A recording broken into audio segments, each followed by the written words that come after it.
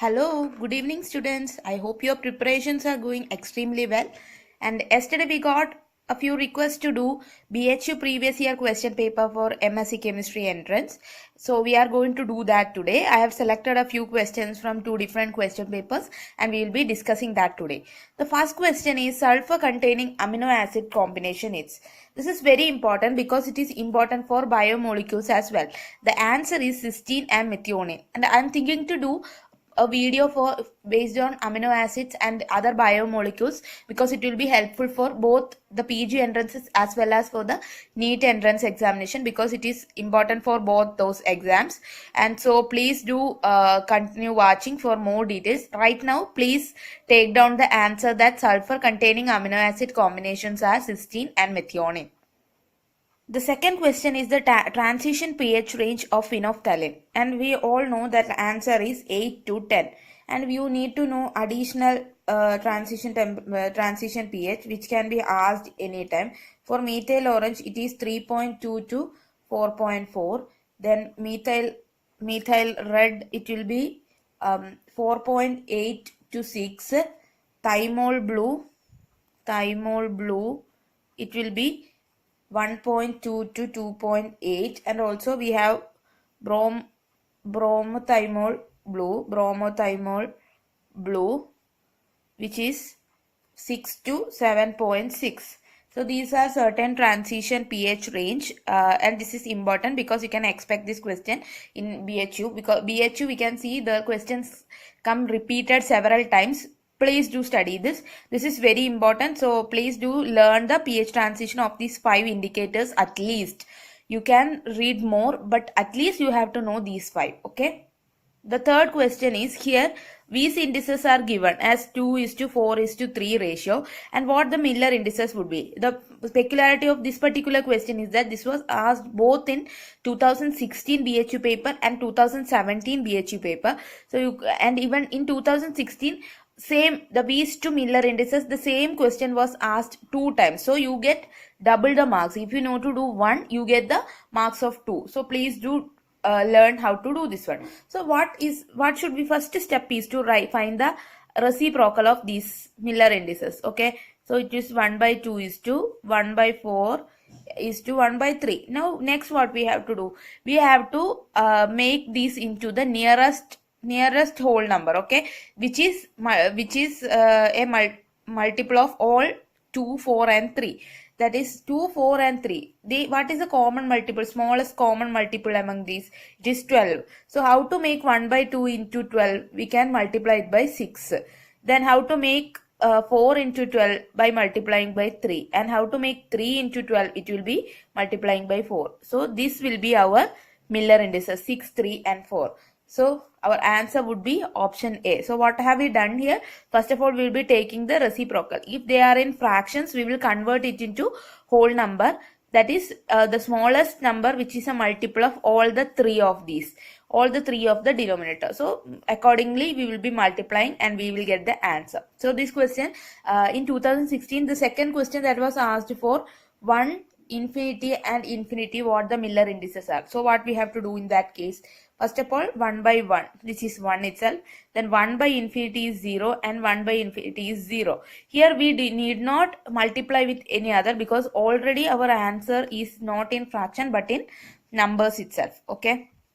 Next we will go to the fourth question, where the number of atoms per unit cell in simple cubic, face centered and body centered are being asked. And this is a direct question. The answer is 1, 4 and 2. How? In simple cubic, 1/8 into in each 1/8 into 8 corners, that will result in 1. In case of face centered, there will be 1/8 into 1 plus 1/2 into 6. So it will be total of 4. Then for BCC, it will be 1 plus 1/8 into 1. This is in the body center. So total of 2. So our answer will be 1, 4 and 2. I will be giving the link of our solid state all formulas video in the description box below. Do watch it because it will be really helpful for you to study the parts from solid state. what you can do is watch all the videos that we have done about the formulas of physical chemistry portions, because it can help you a great deal in attending your PG entrances. Because in PG entrances, may let it be CUSET, Pondicherry University exam, or even BHU, the questions can come from a lot of parts. That is, it touches every single topic in the chemistry portion that you have studied so far. So it will be helpful for you if you are going to read all the formulas at least once. So please watch all the formula videos in physical chemistry, because it is the easiest to learn according to my opinion. Okay. Now the fifth question is a direct question from the part of either we can say it is atomic structure or it is actually quantum chemistry. And what is the question asked here?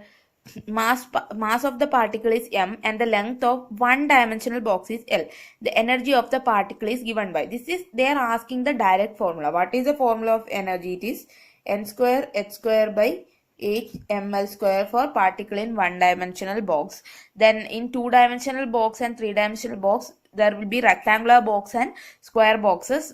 So the formulas will differ. First of all, you take down this answer of one dimensional box. I'll be doing a video on all the important formulas for PG entrances in the quantum chemistry. It will be very helpful for you. Please wait for it. In within some days I'll be doing that. Now right now this is the answer of the question. Now the next question, I haven't written the options. Do you know why? Because it will be confusing if you first check the options and then try to find the shape, because you will be already prejudiced with what the answer would be. So instead I would suggest that first of all you find the shapes and then look into the options to find the answer. Otherwise you will definitely be confused. So let's do this. Now how to I hope you already learned the part of how to find the shape from number of lone pairs and bond pairs. So now let's see. What is the first question? XE04. Xe is having 8 electrons. So it is giving 1, 2, 3, 4, 5, 6 and 7, 8. XE04. So how many lone pairs and how many bond pairs are there? It is 0 lone pair and 4 bond pairs. So it is having a tetrahedral structure. Now next, XeF2. XeF2 means it is having, Xe is having 8. So 1 is given here to one F, the other is given to other F. And how many are remaining? 3, 4, 5, 6 and 7, 8. So we are having 3 lone pair and 2 bond pair. What is our answer? Our answer will be linear shape. This I have already, I will be giving the description in the description box, the link to this one as well. I have done the shortcut video. So this is how you have to write. First of all, you have to distribute the electrons to whatever groups are attached to it. Then calculate the remaining as the lone. The third question is of XeF4. So as we have already studied, there are 8 electrons. First of all, we will give it to 4 F each. Then what we are having? We are having 5, 6, 7, 8. We are having 2 lone pair and 4 bond pair, and that is the shape of square planar. Square planar. Don't worry about me drawing the shapes correctly at the first. This is because I know it. You don't have to worry about the original shape while you are beginning itself, because you just need to calculate the number of bond pairs and lone pairs. If you know that I have given the shortcut to learn the shapes according to the lone pair and bond pair, if you learn that, definitely you will be understanding. But I insist in every video, without studying this VSEPR theory, hybridization and shape, please don't go to the exam, because 1 or 2 questions are sure to come this part in every entrance examination. I repeat, every single entrance examination, at least 1 question would be there. If it is something you can easily score, don't waste this mark. So definitely study this part. I will be giving the link of the shortcut in the description box. Okay. The last one that is given here is XeOF4. So it is having 8. What it will be doing? At first it will be giving 2 of its electron to oxygen. Then it is having XeOF2 it is. Now we are having 2 F as well. We will be giving F like this. So 1, 2, 3, 4. Now we are having 5, 6 and 7, 8. This can be, so what is the 2 lone pairs and 3 bond pairs. You might be wondering, we will not calculate this pi bond, okay? We'll be calculating this as one bond pair only. Even though there is a double bond, if it is to a single atom, don't calculate it as two different bonds, calculate it as one bond pair only. So here we are having 1, 2, 3 bond pairs and 2 lone pairs. Here there are 2 lone pairs. So this shape can be either T-shaped, or they may also give it as trigonal bipyramidal shape. This you have to choose according to your option. If T-shaped is given, take the answer as T-shaped, and if not, if diagonal bipyramidal is given, take that one. So this is very important part. Without studying this, don't go to the examination hall, because you will be losing a very simple mark that you can gain. Now this is a classic question, another important question. What is this species? This is anthranoic acid, and NaNO2 and HCl. Those are the reagents for diazotization. That is, we will be forming N2. Okay. So this is used for diazotization. In the laboratory, NaNO2 and HCl together will be forming HNO2, which is used for diazotization. So what will happen when this is anthranoic acid is reacted with NaNO2? The first thing that is going to happen is this will become N plus triple bond N, and also here we are having C double bond O, single bond OH, and it will become O minus. Okay, the hydrogen will be gone and this will become O minus. In the next step, what will happen? This will come here. Okay, this bond will be shifted to here, and this N2 will be leaving. This is the nitrogen gas, so it will be leaving as minus N2 comma minus CO2. This is carbon dioxide. So these both will be leaving, and what will be formed? The benzene will be the one that is formed. So our option D, that is the fourth option, will be the right answer. Okay. So what will happen? NaNO2 and HCl will form HNO2, which will form the diazotization. That is, the primary amine group will be converted to this particular group, and then hydrogen will be gone. The bond will be shifting like this. N2 will be leaving along with CO2. Carbon dioxide and nitrogen gas will be removed to produce benzene. So that is the product. The funny thing is that this question has been even asked in CSER net in a previous year. I guess it is in 2015. This question was asked in CSER net as well. So this is really important. Now this is a direct question from the ESR part. Actually, you need to just learn the formula here, and the rest you can do. The calculation can be done by you alone. So what is the question here? We have to find the ESR frequency. The ESR frequency is given by G mu beta divided by H. Here everything is given. G is given as, you can just rewrite it as G beta. This is B, okay. G beta into B, where B is the magnetic field. What is the magnetic field given here? 0.34. So on substituting our values, it will be, the frequency will be 2.0023 into, what is the value of beta and Bohr magneton? It will be 9.273 into 10 raised to minus 24 into 0.34 whole divided by 6.626 into 10 raised to minus 34. On simplifying this, you will be getting the answer of frequency of the ESR frequency of the free electron. The next question is from the part of chemical kinetics. Here the half time of a second order reaction is given.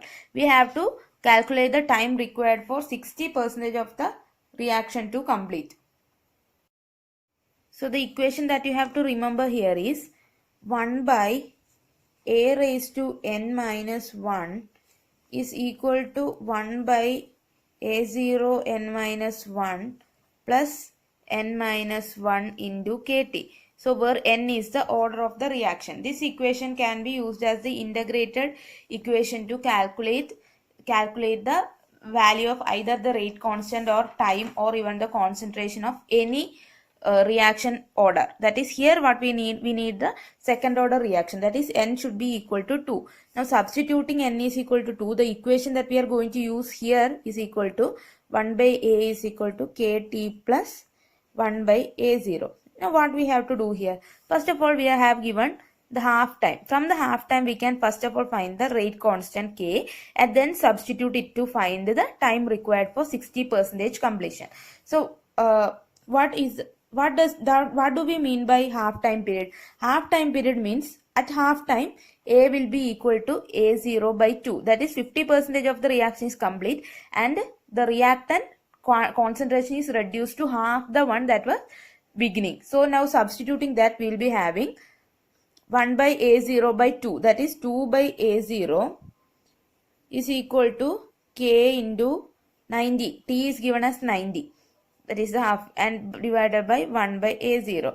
Now on simplifying this, what will happen? We will be getting K as 1 by 90 into A0. Try to solve this alone itself. I will give you the way and you have to solve it rest alone. Okay.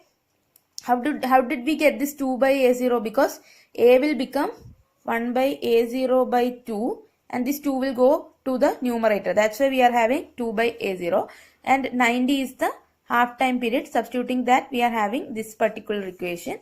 And now taking this 1 by A0 to this side, we will be having 1 by A0 is equal to 90K and K is equal to 1 by 90 into A0. Now next what we have to do? 60% of the reaction is completed. So what will be A now? A will be 40 by 100 into A0. Why? Because 60% is finished. So what will be remaining? 40% will be remaining.